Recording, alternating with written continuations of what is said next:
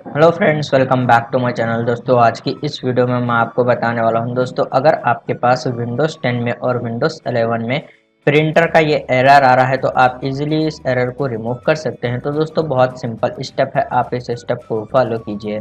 सबसे पहले दोस्तों, आपको जो है विंडोज़ 11 के सेटिंग में जाना है। विंडोज़ की प्रेस करते हुए आप आई प्रेस कीजिए, शॉर्टकट की से विंडोज़ 11 सेटिंग ओपन हो जाएगी।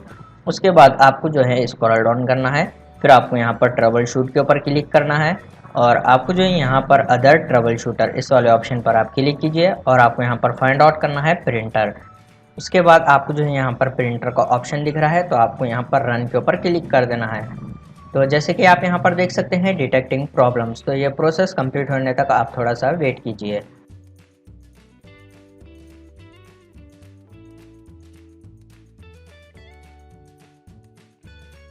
उसके बाद आपको ये सेटिंग को क्लोज कर देना है, फिर आपको यहाँ पर विंडोज़ अपडेट के ऊपर क्लिक कर देना है।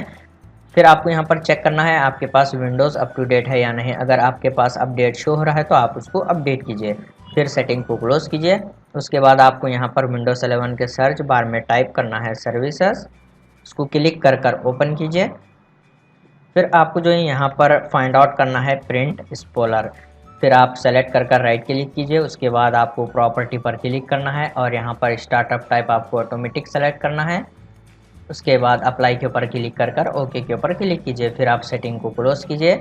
उसके बाद आप अपने पीसी को एक बार रीस्टार्ट कीजिए, प्रॉब्लम सॉल्व हो जाएगी। उम्मीद है आपको वीडियो पसंद आया तो प्लीज़ लाइक कर देना और इसी तरह के वीडियोस देखने के लिए चैनल को सब्सक्राइब कीजिए।